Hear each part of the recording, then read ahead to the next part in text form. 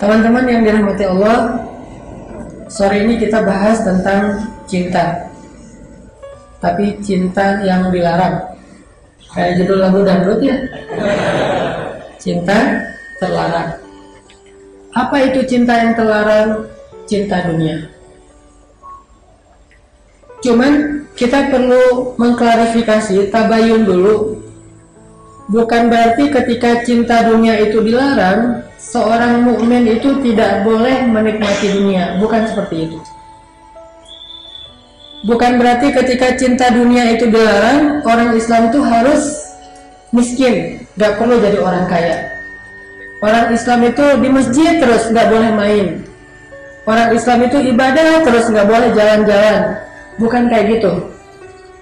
Islam tidak melarang hamba Allah untuk menjadi orang kaya. Islam tidak melarang kita untuk menikmati hidup. Islam tidak melarang kita untuk foya-foya. Islam tidak melarang kita untuk main seru-seruan. Yang dilarang dalam Islam itu adalah mencintai dunia. Artinya apa? Dunia, walaupun seisinya kita miliki, itu boleh kalau tidak masuk ke dalam hati. Kita menggenggam dunia dan seisinya itu boleh. Yang tidak boleh itu adalah mencintai dunia. Walaupun sebutir beras kalau masuk ke dalam hati, itu dilarang dalam agama, haram, nggak boleh. Tapi kalau dunia dan seisinya semua masuk di dalam genggaman kita, asal tidak masuk ke hati, maka itu tidak masalah.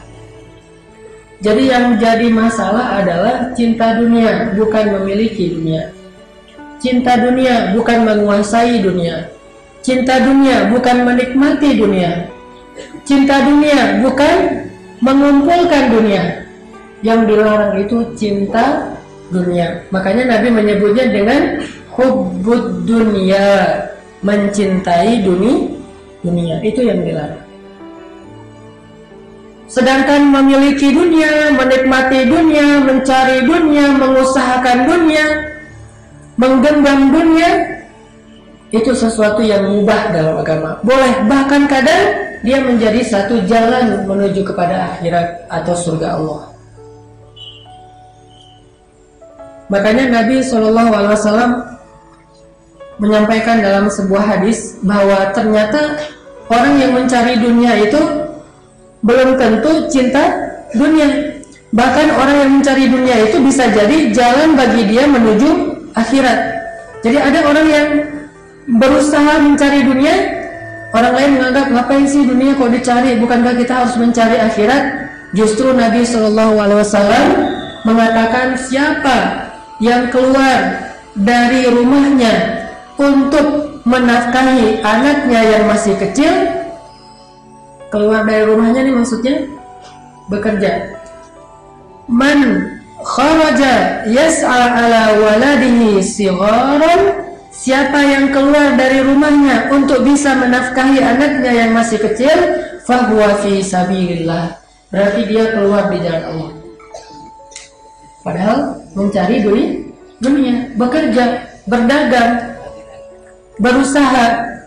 Siapa yang keluar dari rumahnya agar bisa menafkahi anaknya yang masih kecil, fahuwa fi sabilillah, berarti dia berada di jalan Allah.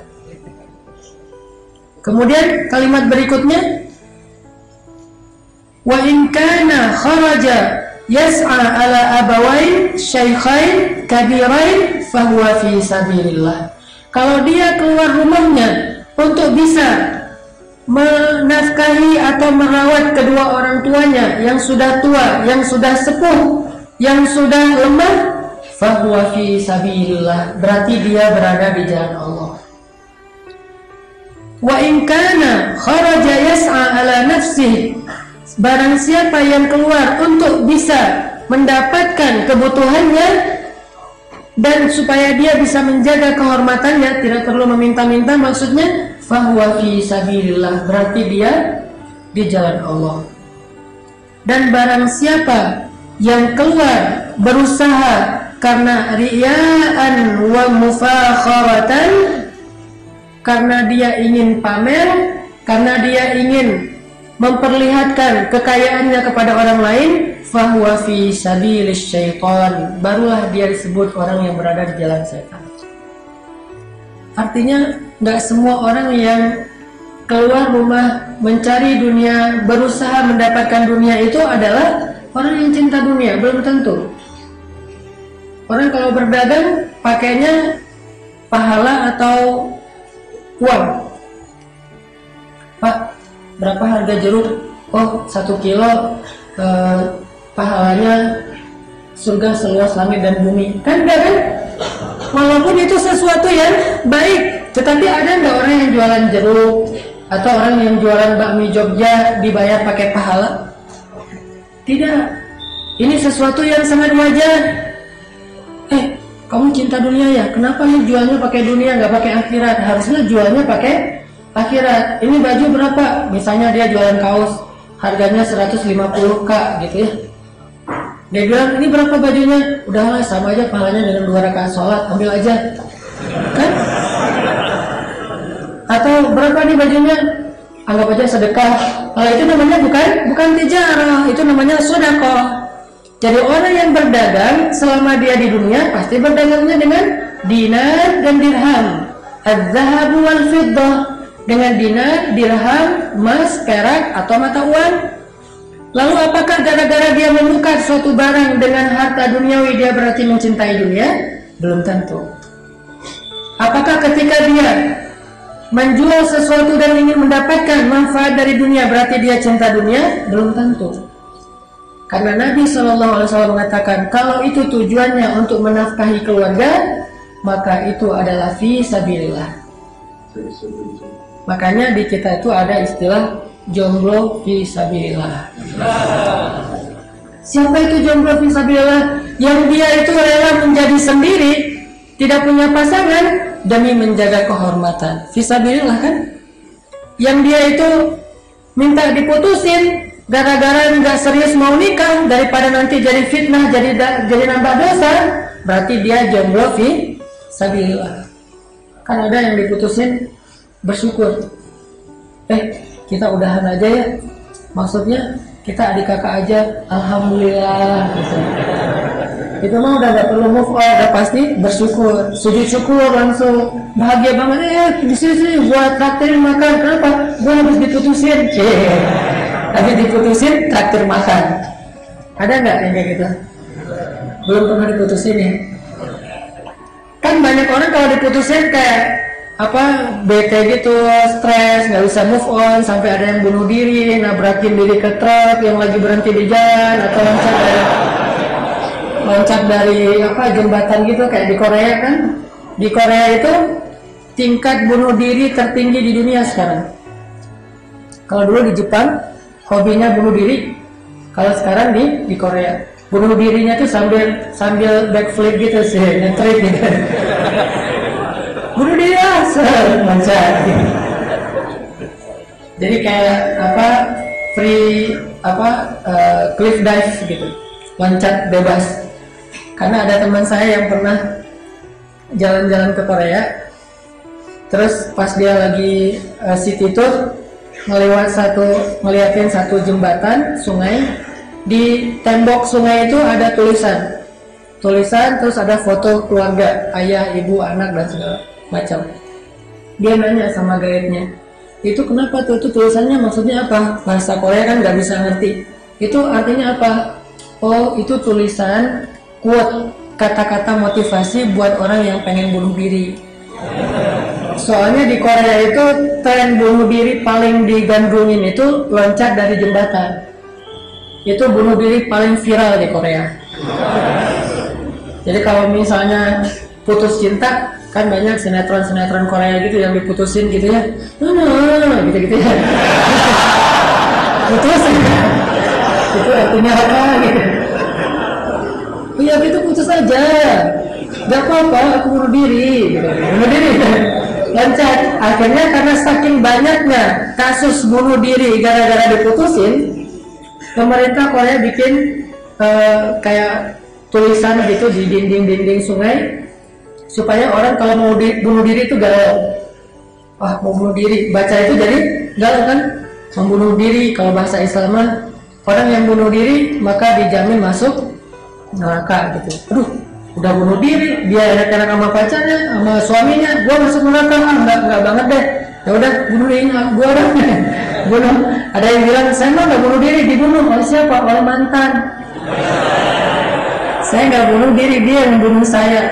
Kan kalau dalam Islam membunuh orang lain mengambil semua dosanya kan ya. Seorang pembunuh diberikan dosa orang yang dia bunuh seutuhnya. Jadi orang yang dibunuh itu nggak punya dosa. Mudah-mudahan kita doakan saudara kita di Palestina, di Suriah, di Myanmar, di Rohingya yang dibunuh dalam keadaan terzalimi, yang dianiaya, berarti mereka syahid karena dosa-dosa mereka semuanya diberikan kepada orang yang zalim yang telah membunuh mereka. Walaupun dalam hitungan kita sedih, tapi kita yakin tempat mereka di sisi Allah lebih baik daripada kondisi kita di dunia. Jadi di Korea tuh kayak gitu teman-teman. Artinya apa?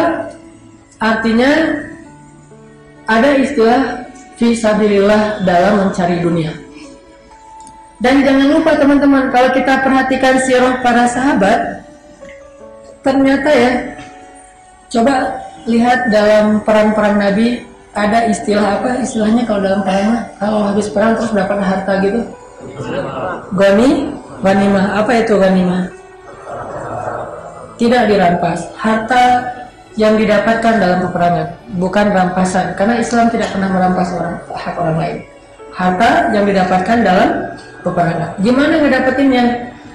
Jadi by the way, orang-orang kafir dulu kalau mau berperang itu mereka bawa onta, bawa kuda, bawa domba, nggak tahu bawa ayam apa enggak gitu, ayam, bebek, bebek angon gitu, terus di tulang lunak gitu. Pada bawa harta tuh, ternak-ternak pada bawa. Kenapa kok bawa ternak? Karena peperangan di zaman dulu itu bisa 2 bulan, 3 bulan lamanya, dan sepanjang peperangan mereka ada juru masaknya. Hari ini garang asam ya, garang asam gitu. Hari ini bikin steak, steak wagyu gitu, bawa sapi wagyu gitu. Ternyata kalau peperangan itu mereka bawa banyak ternak, termasuk bawa pedang. Harga satu bilah pedang itu bisa 20 juta. Jadi kalau orang kafirnya lari karena kalah, pedangnya ketinggalan, itu bisa jadi barang berharga. Terus perisai juga harganya mahal, belum lagi nanti panah segala macam. Nah, yang cukup mahal juga adalah orang kafir itu kalau berperang dulu di zaman para nabi itu suka bawa dewa perang namanya, atau dewi, karena Lata, Uzza, Manat, Hubal itu semuanya dewi perang. Nah, dewa mereka itu terbuat dari emas, sehingga kalau misalnya mereka berperang, mereka bawa dewa biar ditolong sama dewanya. Kalau kalah mereka lari, dewanya ketinggalan. Di zaman dahulu ya, pas dewanya ketinggalan diambil oleh kaum muslimin. Lumayan kan, bisa bikin cincin, di atasnya dikasih batu akik gitu.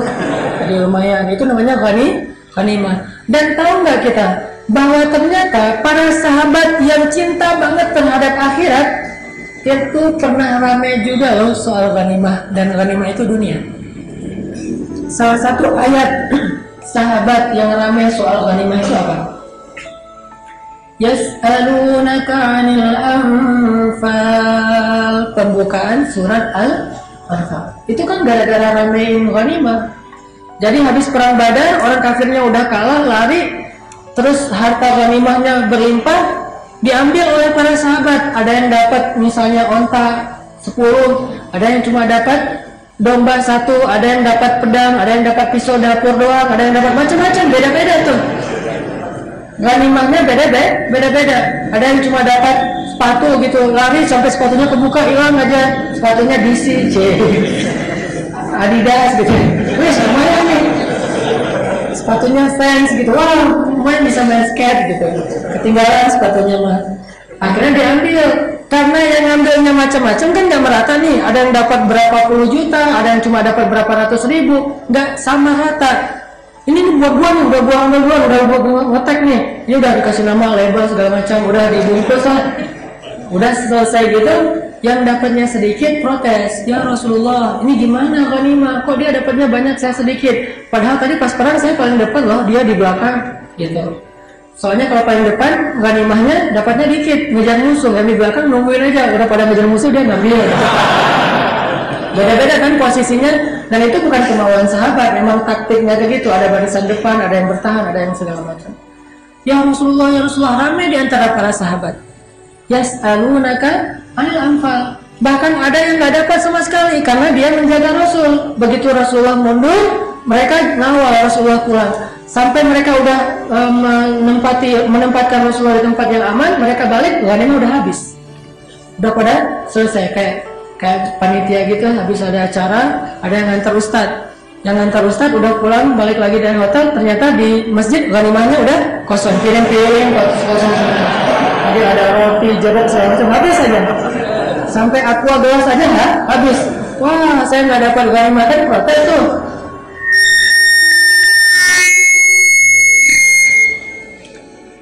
Nah, cek.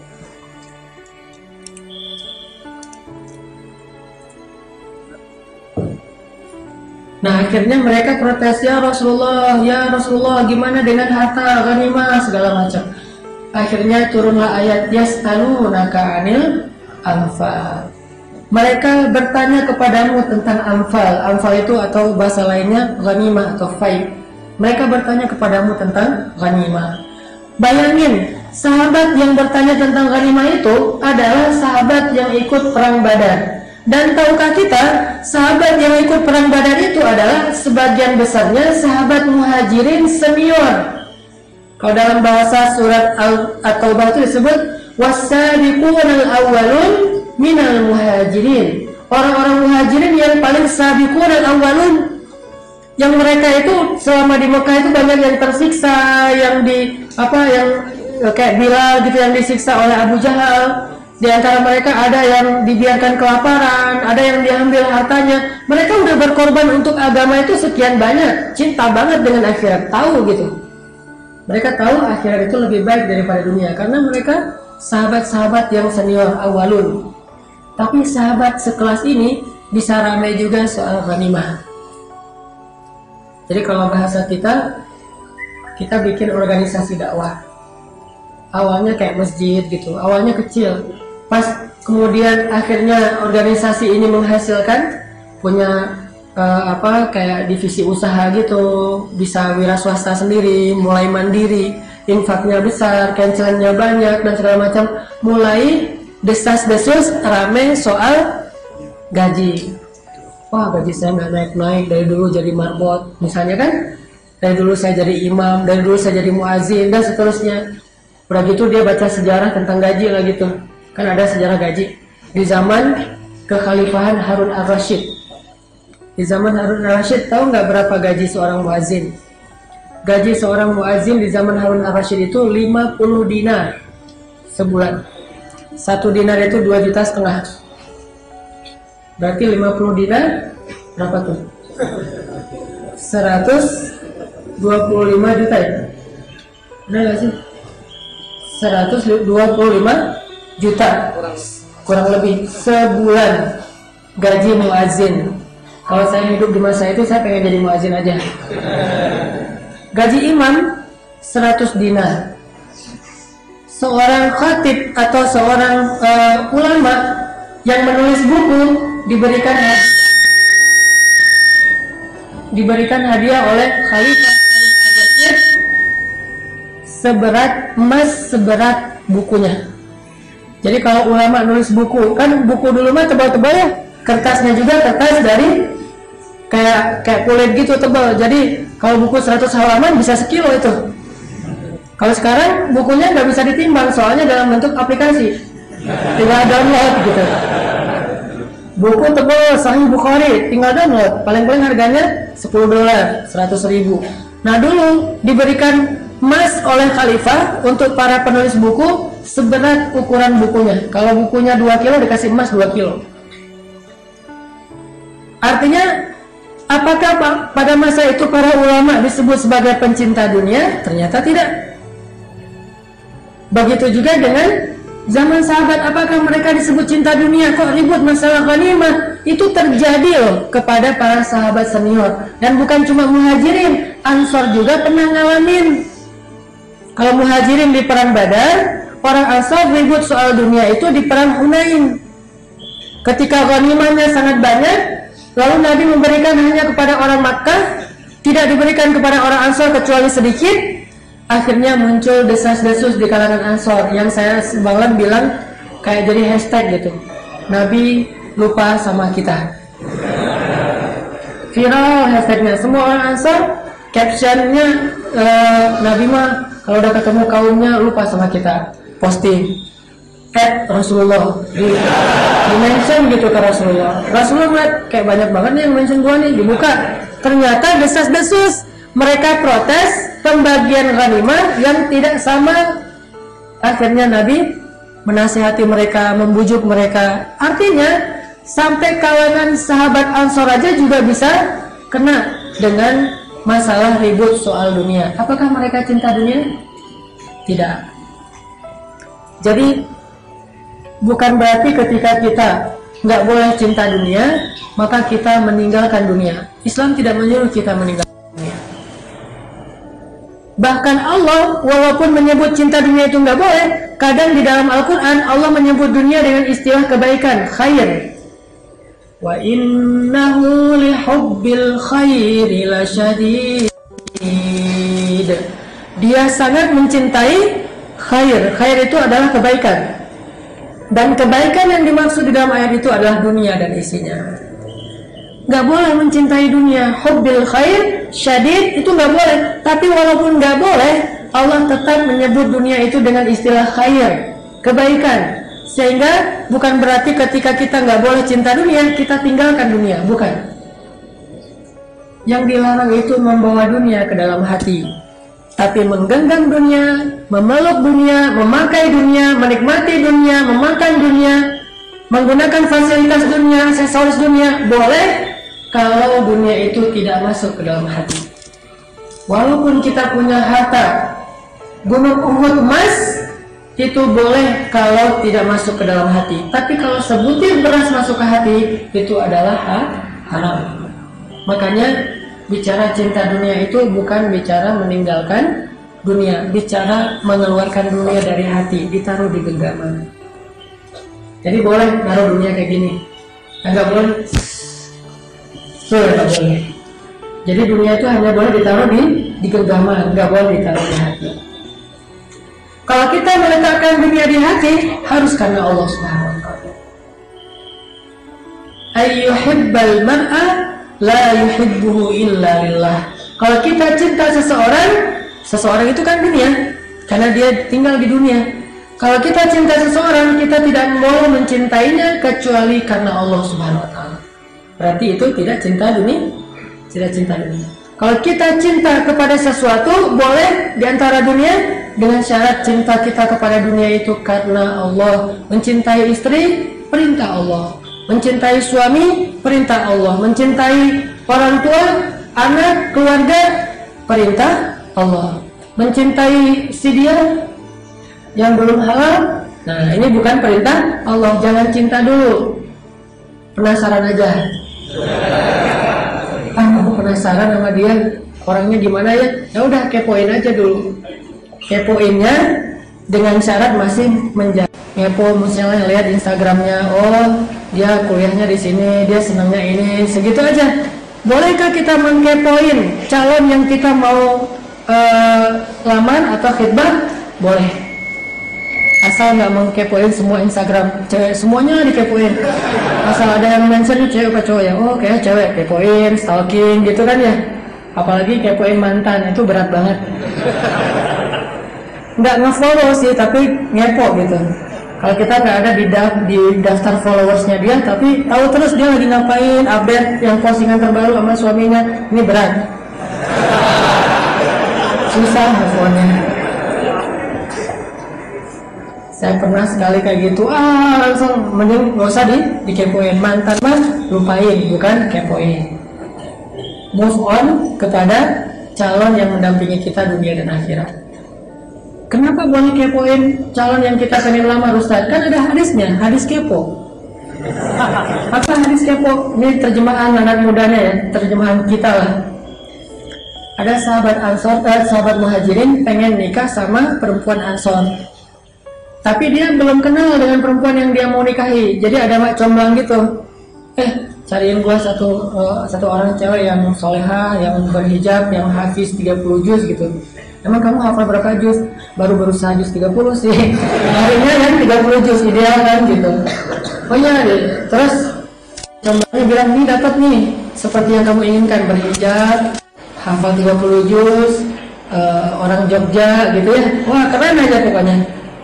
Dia tuh etnik banget lah gitu ya. Misalnya cowoknya seneng yang etnik, nggak seneng yang oriental. Gua mah senengnya yang etnik yang Jogja, yang misalnya benar-benar keibuan gitu. Oh ya dapat nih, ya udah deal deh gitu ya, kayak bareng deal aja. Ya udah kapan kita mau bikin akad? Nah tapi dia nggak kenal sama cewek, nggak pernah ngeliat fotonya, apalagi ngeliat orang aslinya. Nabi nanya, kamu udah ngeliat belum calon kamu? Belum ya Rasulullah. Lihat atuh kata Rasulullah. Jadi nggak boleh berakad sebelum kita melihat. Lihat dulu. Akhirnya kata sahabat ini, maka saya pun melihat perempuan itu secara sembunyi-sembunyi. Bahasa lainnya kepo. Kan melihat secara sembunyi-sembunyi kan? Gak ada yang tahu kita lagi ngepoin siapa. Nah, melihat secara sembunyi-sembunyi dulu. Ngepoinnya di balik tembok gitu, ngeliat, oh dia lagi ke kuliah kampus, oh dia lagi di rumah, oh dia apa. Kepoinnya di balik tembok, tapi dengan syarat sesuatu yang boleh dilihat. Jangan lihat dengan pakaian dia di rumah yang membuka aurat. Dan paling ideal itu ngelihatnya langsung, jangan lihat di sosial media. Karena di sosial media itu pasti hasil editan. Ngedit semalaman, pagi baru posting. Di zoom in gitu, masih kelihatan jerawat dikit. Terus di blur gitu ya. Lama-lama pas di blur, akhirnya udah layak posting. Pas kita lihat, wah keren banget. Jangan percaya karena itu hasil editan. Mending lihat asli. Saya yakin kalau lihat aslinya lebih cantik dari hasil editan. Kan kadang-kadang orang nggak pintar ngedit ya. Bang ngedit makin diedit makin nggak benar gitu. Kan ada tuh aplikasi yang hidungnya bisa mancungin, matanya dilebarin, dibelah dikit sininya, kasih apalagi yang ngedit sendiri itu, ngedit sendiri semampunya. Akhirnya dikasih menu-menu beberapa wajah versi yang mereka, akhirnya dimirip-miripin. Ini nggak original, jadi agak nge-fake gitu ya. Mending cari yang boleh kepo, tetapi dengan syarat kita mengkepoinnya dalam suasana yang dia itu layak dilihat. Berhijab, yang dilihat wajahnya doang, tidak lebih dari itu. Ini tadi ngomong apa kok jadi kesini? Ngomongin dunia. Bukan berarti kita nggak boleh cinta dunia. Boleh dengan syarat cintanya karena Allah. Kalau bukan karena Allah, sebutir beras aja nggak boleh. Kalau bukan karena Allah tuh karena apa? Karena ria, karena pamer, karena sombong, karena merasa dirinya lebih baik dari orang lain, itu berarti sudah cinta dunia. Dan kalau begitu, maka dunia ini menjadi mal'un, tidak dirahmati oleh Allah Subhanahu wa taala. Maka teman-teman, poin pertama ngomongin tentang cinta dunia. Cinta dunia itu bukan berarti tidak boleh memiliki dunia. Sahabat Nabi itu dulu ada yang kaya banget, ada yang miskin banget. Mereka tuh banget lah. Kalau kaya banget, kalau miskin banget. Nggak kayak kita, biasa-biasa aja. Nggak kaya banget, nggak miskin banget. Kalau mereka kayanya kaya banget loh. Saking kayanya, sekali berinfak itu miliaran. Lihat aja Raja Salman gitu ya, sekali datang bawa 1.500 rombongan. Terus bawa mobil sendiri, eskalator diimpor dari Saudi Arabia. Khusus pesawatnya pribadi, kayak di dalam hotel bintang 5. Itu orang Arab yang bukan paling kaya. Belum lagi Raja Dubai, Raja Qatar, segala macam. Dulu para sahabat kalau kaya itu kaya banget.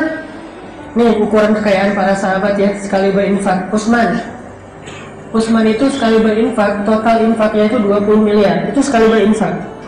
Dan dia itu sering berinfak. Setiap ada peperangan dia support.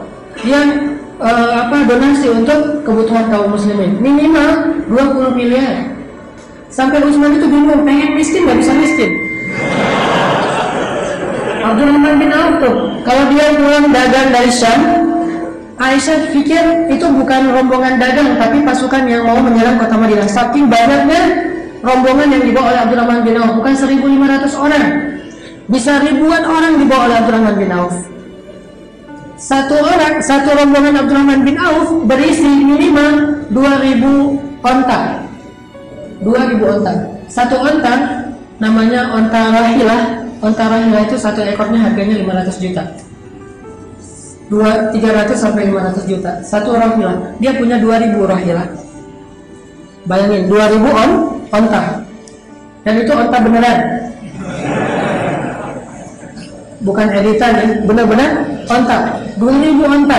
Dan itu baru harga onta 500 juta. Belum barang di atas onta, ada emas, ada sutra, ada segala macam barang-barang yang berharga yang dijual di Syam, terus beli lagi di Syam, jual di Madinah. Kayak gitu aja terus. Abdurrahman bin Auf. Sampai suatu hari Abdurrahman itu gini-gini kayak lagi pusing gitu. Ditanya sama temannya, "Ya Abdurrahman, kenapa kamu sedih? Kenapa galau?" Kata Abdurrahman, "Iya nih saya lagi nggak enak hati nih. Kenapa? Susah kenapa? Kamu udah kaya raya." "Itulah masalahnya." "Masalahnya apa?" "Saya tuh pengen miskin kayak kamu tuh, tapi nggak bisa." Gitu. "Saya bisa pengen miskin." "Ya udah kasih aja ke saya." Kasih tak kaget ya, jadi pingsan mendadak. Artinya Abdurrahman bin Auf tuh pengen banget jatuh miskin, tapi nggak bisa. "Ya Allah, kok saya kaya ya?" Gitu doanya. Kalau kita, "Ya Allah, kok saya miskin?" Kalau sahabat, "Saya kok kaya?" "Aduh gimana ya biar miskin? Ini keluarin aja semuanya nih biar miskin, biar habisin aja." Datang lagi, emang takdirnya kaya mau gimana? Terus pas Abdurrahman bin Auf lagi dihidangin makan oleh istri-istrinya, ada yang ngasih daging segala macam, banyak tuh makanan. Jangan digaris bawahi ya bagian itu. Dia dihidangin sama istrinya, diralat. Dihidangin sama istrinya, makanan yang banyak. Tapi kalau cerita aslinya istri-istrinya sih dihidangin. Udah gitu Abdurrahman bin Auf melihat makanan yang sangat banyak, nangis coba. Sama kayak kita melihat makanan yang banyak di warung Padang itu nangis.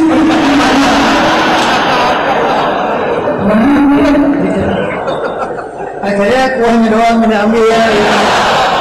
Iklan banget kan. Abdurrahman dikasih makanan yang berlimpah, nangis. Ditanya oleh istrinya, "Kenapa menangis ya Abdurrahman?" Kata dia, "Saya teringat dengan dua orang sahabat Nabi yang lebih miskin dari saya, Hamzah dan Mus'ab bin Umair.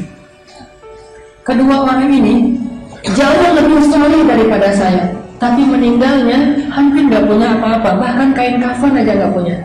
Sehingga Mus'ab bin Umair hanya punya sehelai selimut kecil yang itu dijadikan kain kafan. Kalau ditutup kepalanya kelihatan kakinya, ditutup kakinya kelihatan kepalanya. Saking miskinnya, padahal mereka lebih soleh dari saya." Hamzah juga kayak gitu, saking miskinnya nggak punya kain kafan, sehingga dia dimakamkan dengan baju yang dia pakai. Tidak punya kain kafan, saking miskinnya. Padahal dia lebih soleh daripada saya, kata Abdurrahman bin Auf. Saya curiga, kata Abdurrahman, jangan-jangan Allah Subhanahu wa Ta'ala menangguhkan balasan kesolehan mereka di akhirat, makanya di dunia diirit. Sedangkan saya nggak terlalu soleh, amal saya sudah dibalas di dunia, terus saya nanti di akhirat dapat apa? Itu yang membuat Abdurrahman nangis. Kalau seandainya boleh, kata Abdurrahman, udah saya mau diirit aja di dunia, yang penting di akhiratnya dikasih keberlimpahan. Tapi kok Allah ngasihnya banyak banget di dunia nih, sampai saya nggak habis untuk menikmatinya sendiri. Akhirat dapat apa kalau udah dibalas semuanya? Itu yang disebut orang-orang yang cinta akhirat. Tapi dia punya dunia yang sangat banyak. Apalagi Utsman tuh kalau keluar rumah pasti OOTD. Kalau lagi mau touring, OOTD touring. Jadi setiap hari itu ada outfit. Punya kalau yang kayak gini, stylenya gini, pokoknya stylish aja tuh Utsman. Kan rambutnya segini, kayak ala cowok 2017. Rambut segini, kumisnya fine dye yang dipelintir gitu. Sebelah ini ada. Ini cowok 2016-2017. Jambutnya tipis, kumis panjang. Saya cuma nggak dibolehin aja sama istri, mau dipanjangin kumisnya. Ditambah lagi emang Nabi nggak suka dengan kumis yang panjang. Terus rambutnya segini. Utsman itu stylish banget, sangat up to date pakaiannya Utsman tuh. Kalau bahasa sekarang mungkin branded lah ya. Dia pakai baju semuanya branded. Ketika ketemu para sahabat, sahabat yang miskin itu protes, Utsman, tunggu dulu, ada jenis ya Utsman. Kalau bahasa kita, Utsman, ntar dulu gitu. Berapa gitu? Itu lu kok pakaiannya kayaknya mudah banget, mewah banget, lo cinta dunia ya gitu. Enggak, gua nggak kenal cewek namanya dunia. Lo cinta dunia. Kenapa kamu cinta dunia, wahai Utsman? Dengan pakaian kamu yang sangat indah dan segala macam. Kata Utsman, tar dulu, saya tuh nggak cinta dunia, tapi saya memakai pakaian yang bagus-bagus untuk menunjukkan bahwa Allah itu maha baik kepada saya. Innamal a'malu binniyat. Karena kenapa? Saya dengar Rasulullah bersabda, Allah itu kalau ngasih nikmat kepada hamba, suka kalau hamba itu memperlihatkan nikmatnya. Wa amma bi ni'mati rabbika fahaddis. Perlihatkan nikmat Tuhanmu supaya orang tahu Allah itu Rahman dan Rahim. Itulah kenapa saya pakai baju yang bagus. Lagi pula Jibril itu lebih stylish dari saya loh. Tahu nggak Jibril itu stylish banget? Hadis Umar tentang apa itu iman, Islam, ihsan gitu. Itu kan hadis itu ada adegan Jibril datang. Jadi Nabi lagi nongkrong gitu sama para sahabat. Kalau kita mau kayak lagi ngopi gitu, kita ngopi yuk, ngopi ya. Nongkrong, lagi ngobrol-ngobrol gitu, tiba-tiba datang laki-laki yang gagah banget, sorbannya putih, kemudian rambutnya, kalau bahasa Arabnya itu, rambutnya itu masih itu artinya rambutnya tuh pakai gel. Makanya kenapa Isa disebut Al-Masih, ada dua artinya dalam bahasa Arab. Itu bukan bahasa Ibrani, bukan bahasa Nasrani, bahasa Islam. Isa Al-Masih artinya Al-Masih yang rambutnya itu rapi, kayak pakai gel, nggak klinis-klinis sama juga sih, tapi keren gitu, kayak pakai gel, rapi dan sekundar, itu Al-Masih. Atau arti yang kedua dari Al-Masih, yang dia berjalan di muka bumi. Ada dua manusia disebut Al-Masih, satu Isa, satu Dajjal. Dua-duanya disebut Al-Masih. Min fitnatil Masih Dajjal, kan dari fitnah Al-Masih yang bernama Dajjal. Terus apa arti Al-Masih yang kedua? Al-Masih itu berjalan di muka bumi. Kalau Isa, Al-Masihnya berjalan di muka bumi dengan membawa kedamaian. Kalau Dajjal berjalan di muka bumi dengan membawa kerusakan. Namanya Al-Masih. Nah, Jibril itu rambutnya kayak Al-Masih gitu, kayak klinis gitu, kayak pakai gel yang bagus, terus rambutnya ikal, sekundar kayak rambut Nabi gitu. Rambut Nabi kan sekundar ya. Sekarang kalau ada sekolah yang nyuruh potong rambut anak laki-laki biar rapi dipendekin gitu, bukankah sunnah Nabi itu justru rambutnya segini? Nih kalau ada guru-guru sekolah mohon diganti peraturannya. Dan cowok-cowok silakan panjangkan rambut sekundar, karena itu rambut Rasulullah. Kecuali yang nggak bisa turun, makin panjang makin naik gitu. Rambut saya banget. Panjangin, Pak, saya udah panjangin rambut tapi masih segini-gini aja. Ini berarti rambut dia itu punya ciri khas. Dia mungkin pemikir ya, sampai rambutnya juga jadi ikut gitu, bawah. Nah, jadi Jibril datang dengan pakaian putih-putih, bajunya putih, jubahnya putih, sorbannya putih, rapi gitu. Dan tutorial sorbannya Jibril itu pakai sorban, ada tutorialnya loh. Kalau pengen sorban ala Jibril itu sorbannya satu helai ditaruh ke depan, satu helai lagi ke belakang. Jadi ngikatnya tuh satu di depan, satu di belakang. Silahkan nanti belajar di rumah depan cermin tutorial. Ngapain lo lagi belajar sorban Jibril? Wah, sorbannya diputar gitu, terus ada yang diikat satu ke depan, satu ke belakang. Datang alisnya bertaut, jadi kayak ketemu alis kanan, alis kiri, kayak pedang gitu alisnya. Janggutnya rapi, matanya makhul itu kayak orang pakai celak, tapi dia nggak pakai celak, bukan mau ketemu Nabi gini-gini dulu, enggak. Makhul itu emang dari lahir udah pakai celak, dan itu Nabi Muhammad banget loh. Dari lahir matanya itu kayak udah pakai celak, bukan Nabi suka pakai celak ya. Nabi itu emang matanya makhul, kayak orang yang lagi habis pakai celak. Jadi garis di bawah bulu matanya itu emang udah hitam gitu, nggak bentuk banget, pokoknya keren aja. Pernah lihat Zain Malik? Nggak mirip tapi itu kan campuran Eropa Arab gitu kan ya. Atau Omar Dubai yang diusir dari Dubai gara-gara terlalu ganteng. Kamu dideportasi ya, keluar dari Dubai, kenapa? Salah saya apa? Salah kamu ganteng. Di zaman Umar itu ada cowok yang diusir dari Madinah gara-gara terlalu ganteng loh. Namanya Nusair bin Hajjaj. Malam-malam Umar lagi berusukan gitu, lewat rumah seorang cewek itu lagi kayak kalau kita tuh lagi perform syair, lagi nyanyi. Si ceweknya lagi nyanyi pakai syair jahiliyah. Tahu syair jahiliyah?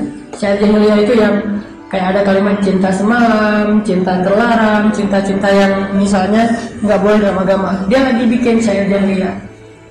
Si cewek ini bikinnya, aduh Tuhanku katanya, duhai Tuhanku, seandainya dibolehkan, aku ingin menghabiskan malamku bersama Nusair bin Hajjaj sambil minum khamar, dan aku serahkan tubuhku untuknya. Dia nulis syair itu, dia baca sendiri dalam rumah. Dia kira nggak ada yang dengar, ternyata Umar lagi lewat dengar. Langsung kaget Umar. Astagfirullahaladzim, innalillahi wa inna ilaihi raji'un. Umar pulang, nanya kepada pegawainya, siapa Nusair bin Hajjaj? Kata pegawainya, selebgram. Selebgram zaman Umar. Oh, kalian nggak follow? Enggak lah, followersnya cewek-cewek semua gitu. Setiap hari memposting lagi bisa mengajar ya. Dia saking orangnya keren sampai banyak cewek-cewek yang kelepek-kelepek sama Nusair bin Hajjaj, berandai-andai bisa jadi istri Nusair bin Hajjaj. Udah cari di mana dia, coba cari nomor teleponnya atau alamatnya atau apalah, akunnya apa gitu, dicari, dipanggil ke menghadap Umar.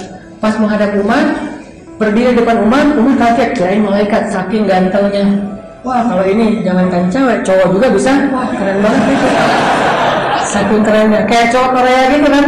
Kan cowok Korea susah ngebedain mana cewek mana cowok, sama kan ya, saking lembutnya gitu. Bersih gitu. Kalau Nusair nggak bersih, tadi janggut tipis, rambut segini, terlalu ganteng kata Umar, bahayanya. Wah, nggak ada cewek dekat saya. Istrinya Umar kan menjaga diri, nggak ada. Terus juga anak-anaknya Umar. Terus kata Umar, ya Nusair, kamu tahu nggak salah kamu apa? Nggak tahu, dia punya pura-pura nggak ngertian gitu, nggak tahu, pura-pura lugu gitu. Nusair, kamu itu ganteng sih. Akhirnya Nusair, aduh bingung gimana nih, emang salah saya kalau saya ganteng sih? Kan Allah yang menciptakan kegantengan saya. Kata Umar, udah mulai sekarang kamu potong rambut kamu tuh, pendekin. Ini peraturan sekolah baru, pendekin rambut kamu. Nggak boleh terlalu ganteng, biar cewek-cewek nggak jadi fitnah, menjaga kehormatan. Pulang datang ke barbershop gitu, mau gaya apa nih? Pendekin aja dong om, nggak usah gaya-gaya misalnya pengen pang gitu atau apa gitu, nggak, pendekin aja, dipendekin, udah dicepakin gitu. Terus pakai sorban, datang lagi ke Umar. Pas datang ke Umar pakai sorban, lebih ganteng daripada lagi nih. Bingung Umar. Wah, ini cowok memang keren sih, dia apa-apain juga. Cepat keren, dia segini keren, pakai sorban lebih keren lagi. Untung gak ada kupluk waktu itu kan, pakai kupluk. Kupluk mirip sketch. Nusair bin Hajjaj, skateboarder era Umar lah gitu ya. Udah gitu, karena Umar gak bisa menghilangkan kegantengan Nusair bin Hajjaj, akhirnya Umar memutuskan Nusair bin Hajjaj dideportasi, keluar dari Madinah. Kesalahannya apa? Kelakuannya yang membuat dia deportasi, dia terlalu ganteng. Dikirim ke Iran, ke sebuah kampung yang di dalamnya nenek-nenek semuanya. Jadi kalau ada nenek-nenek yang minta selfie, biarin aja nenek-nenek. Nusair selfie ya, gitu nenek-nenek, biarin aja. Kampung itu nenek-nenek semua yang insya Allah tidak akan jadi fitnah, soalnya perempuan yang sudah lanjut usia sudah tidak ada lagi hasrat gitu. Nenek-nenek, kakek-kakek, yang muda itu cuma Nusair bin Hajjaj, cowok muda satu-satunya yang jomblo di negeri itu, diusir ke sana. Tapi adilnya Umar bin Khattab mendeportasi Nusair bin Hajjaj digaji. Jadi dia kayak dia tugas keluar kota gitu, dinas keluar kota, dibayar sama Umar. Dan Musa bin Hajjaj anak satu-satunya yang dimiliki oleh ibunya, dia nggak punya ayah lagi, anak yatim. Suatu hari Umar lagi jalan sama putra-putranya, ada Abdullah, ada Qasim, ada beberapa orang putra Umar. Terus datang ibunya Musa.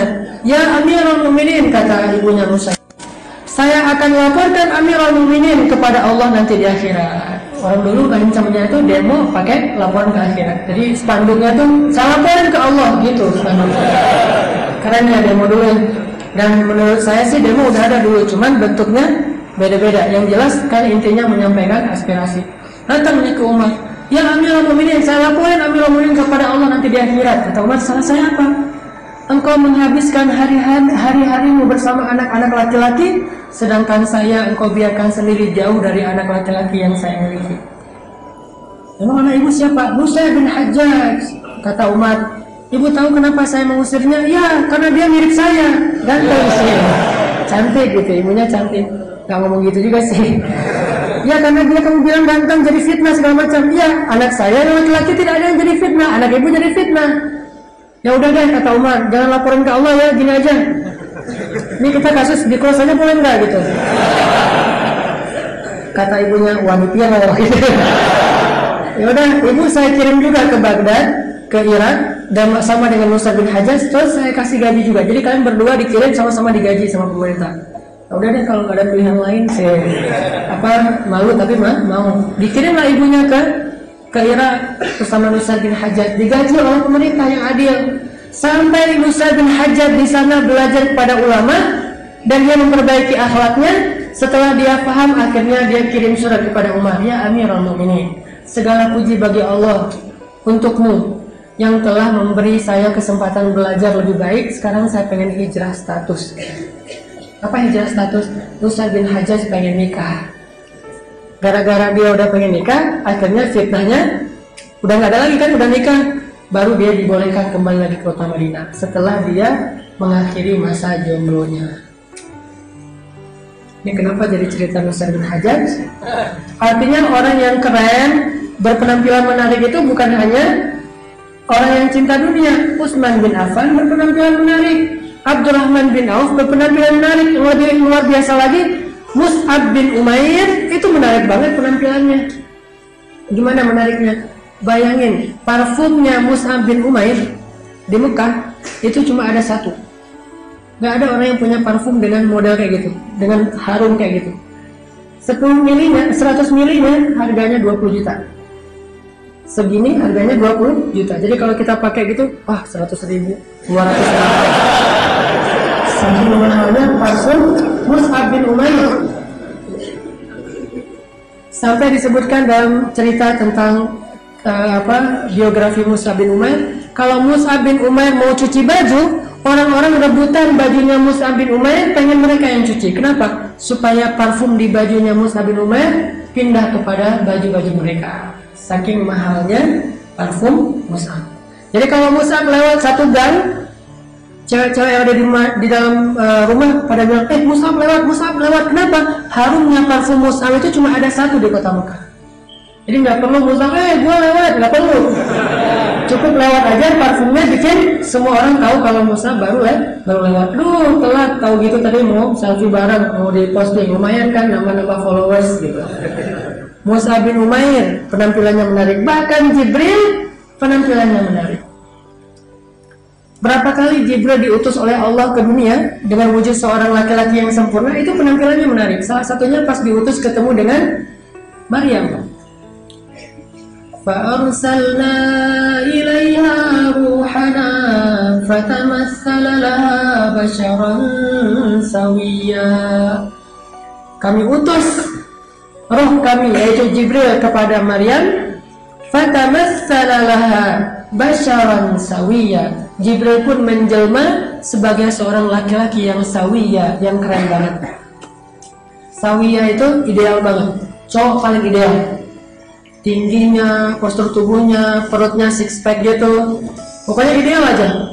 Kalau nggak ideal kan gimana pun pakai baju bagus, tetap aja bagian di sininya kan jadi kelihatan tuh usianya berapa gitu ya. Wah kekenyangannya atau apa disebut, kalau yang saya paling nggak enak tuh disebut cowok hamil misalnya, kan itu nggak enak banget tuh, karena one pack gitu atau zero pack. Jibril itu ideal, cowok paling keren lah. Basyaran sawiyan, sampai-sampai ketemu Maryam itu kalau ketemu cowok biasa aja tuh, cowok lewat biasa aja buat Maryam. Tapi pas Jibril datang depan Maryam sampai kaget loh ketemu Jibril, saking gantengnya Jibril. Cuman kagetnya Maryam ini kagetnya orang soleha, kagetnya auzubillah gitu kagetnya, bukan wow, masya Allah, alhamdulillah atau astagfirullah tapi melihat gitu. Nah, Maryam itu ketika melihat Jibril, qalat inni a'udzu birrahmani minka in kunta taqiyya. Aku berlindung kepada Allah darimu kalau kamu takut kepada Allah. Ngomongin gitu. Maryam itu kan Azra itu perempuan yang menjaga diri. Tapi tetap kaget, cuman Azra menjaga iffah. Begitu Jibril muncul tring, tiba-tiba ada Jibril keren banget di depan Maryam. Langsung Maryam, a'udzu birrahmani minka in kunta taqiyya. Aku berlindung kepada Allah darimu kalau kamu bertakwa. Gitu kan Maryam? Udah gitu juga mengatakan, ya Maryam, ana rasul rabbiki li'ahaba laki gulaman zakiyya. Ya Maryam, gak usah khawatir, aku bukan mau menggoda kamu, bukan laki-laki yang jahat, aku utusan Tuhanmu, berarti malaikat, ingin memberikan kabar kalau kamu akan punya seorang anak yang suci. Maryam langsung kaget, gimana saya punya anak, saya nggak punya suami, dan saya tidak pernah disentuh oleh laki-laki sama sekali. Itulah keajaiban dan kebesaran Tuhanmu. Dzalika huwa alayya hayyin, mudah bagiku kata Allah. Artinya Jibril itu selalu berpenampilan menarik. Jangankan perempuan, Umar aja pernah sangat takjub dengan penampilan Jibril. Yang hadis tadi, datang kepada kami seorang laki-laki yang bertubuh tinggi, kemudian bajunya putih semuanya, janggutnya rapi, rambutnya rapi, harum, tidak ada bekas-bekas safar atau perjalanan di dalam penampilannya. Orang kalau perjalanan jauh kan kadang lecek gitu atau wajahnya berdebu, ini nggak ada sama sekali. Tapi kami nggak ada yang kenal dengan dia, berarti bukan orang dekat. Bukan orang dekat, tapi kok nggak ada bekas safar. Ini orang dari mana nih? Aneh banget, ganteng banget. Tiba-tiba duduk di antara para sahabat, langsung mendaunkan lututnya dengan lutut Rasulullah SAW. Jibril tanya, ya Muhammad, sebutkan apa itu Islam. Nabi nyebutin rukun Islam. Benar, kami heran. Ini tiba-tiba datang nanya-nanya ke Nabi, terus Nabi jawab, dia bilang benar. Ini guru Nabi dari mana gitu ya? Sebutkan iman, sebutkan ihsan, sebutkan kapan kiamat dan tanda-tanda kiamat. Akhirnya setelah semuanya selesai, Jibril pergi. Saat Jibril pergi jalan, Jibril kan nggak nyapa-nyapa gitu, enggak, pergi aja jalan. Pas Jibril pergi, para sahabat masih gini. Sampai Jibril udah jauh karena masih melongo gitu, baru mereka pecah ngelonggongnya setelah Nabi bertanya, tahukah kalian siapa itu? Aku Rasul. Heran sahabat kepada Jibril, tahukah kalian siapa itu? Kata sahabat, Allah wa Rasuluhu a'lam. Allah dan Rasul lebih tahu. Emang siapa ya Rasul? Yang baru saja kalian lihat itu adalah Jibril. Wah, Jibril tahu gitu, tadi mau minta tanda tangan. Foto bareng dengan Jibril kan susah banget nih bisa ketemu Jibril. Kalau Nabi mah biasa ketemu Jibril. Jibril kok gak datang-datangnya udah lama gak ketemu. Manggilnya susah, gimana cara manggilnya kan? Jibril gak akan turun kecuali perintah Allah. Rasulullah tuh kalau kangen sama Jibril tahu gak ngapain? Nyari Abdullah ibnu Mas'ud. Kenapa? Karena Abdullah ibnu Mas'ud itu bacaan Al-Qur'annya paling persis dengan bacaan Jibril. Dengar Jibril baca Quran, dengerin tuh Abdullah bin Mas'ud. Jadi kalau kayak sekarang ada orang yang kalau baca Quran mirip banget dengan Syekh apa gitu, sebutlah, oh dia baca Qurannya mirip banget dengan Sudais loh, dengan Ghamidi loh, dengan Toha Junaid loh, dengan siapa, dengan Muzammil loh misalnya. Maka Abdullah ibnu Mas'ud baca Qurannya paling mirip dengan Jibril. Jadi kalau Nabi kangen Jibril, ketemunya, ya Abdullah bacakan Al-Quran. Artinya berpenampilan menarik itu bukan cinta dunia. Tapi kalau semua penampilan itu menjadi sesuatu yang penting di hati kita, baru disebut cinta dunia. Dan itu yang nggak boleh. Artinya siap berpenampilan menarik, siap kotor juga, siap sobek, siap kalau penampilan kita itu jadi jelek, siap kalau Allah mengambil nikmat itu. Jangan sampai kita menjadi lupa diri ketika dikasih nikmat, dan menjadi orang yang berputus asa ketika Allah ambil nikmat itu. Senang boleh, sedih boleh, tapi jangan berlebihan. Dikasih nikmat, alhamdulillah. Diambil nikmat, innalillah. Gitu-gitu aja. Ajaban amril mu'min. Orang mukmin itu ajib. Kayak ada anaknya Umar bin Khattab.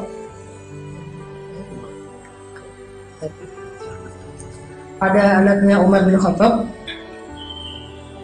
namanya Abdullah. Abdullah itu seorang sahabat Nabi yang banyak ilmu, sniper. Jadi dia selain ulama, sniper juga pemanah. Plus dia seorang anak muda yang punya banyak ternak, punya onta yang banyak. Suatu ketika, setelah bapaknya menjadi Amirul Mukminin, orang-orang kalau menggembalai onta dekat dengan ontanya Abdullah bin Umar, itu akan mendahulukan onta milik Abdullah untuk dikasih air dan rumput.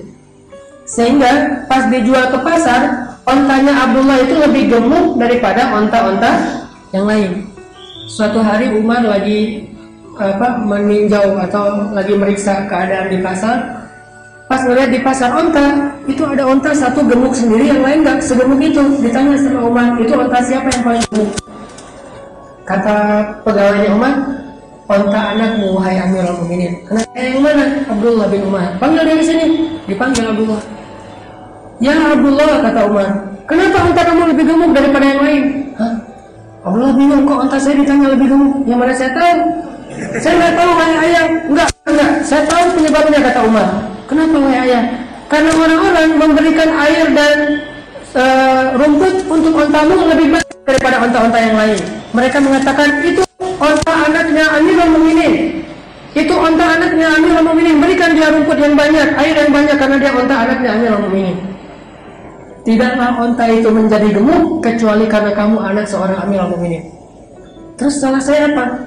Mulai sekarang kamu jual itu onta, lalu kamu ambil seharga kamu beli onta itu ketika masih kecil, keuntungannya kembalikan kepada Baitul Mal. Coba, gitu banget tuh Amirul Mukminin.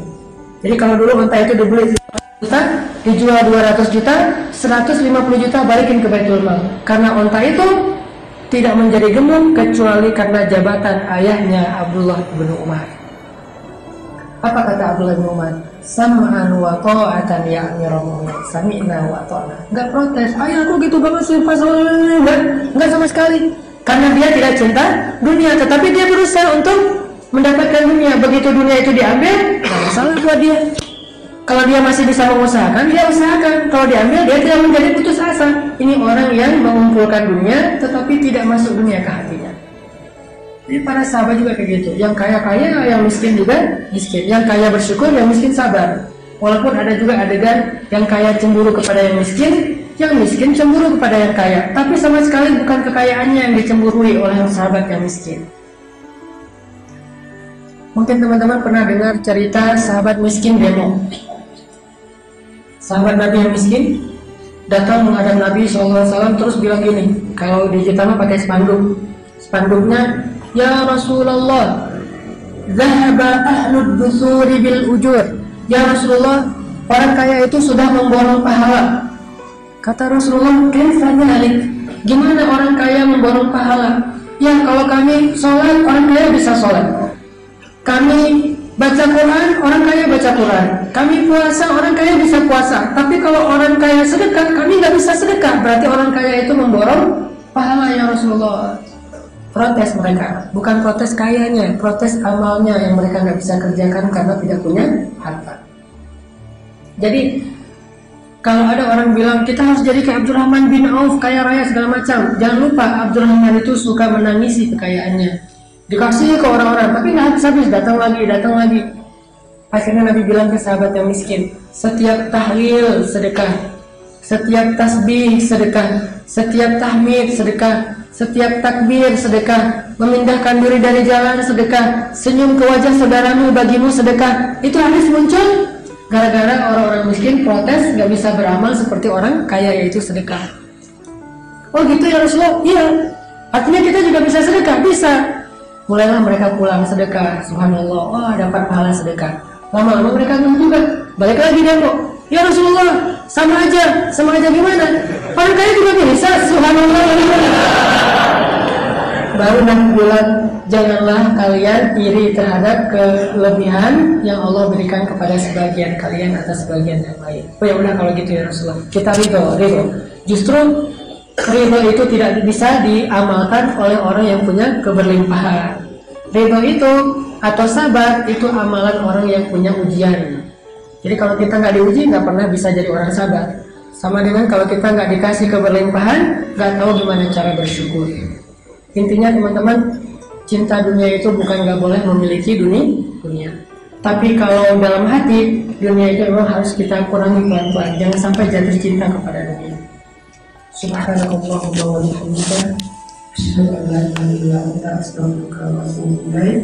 Assalamualaikum warahmatullahi wabarakatuh.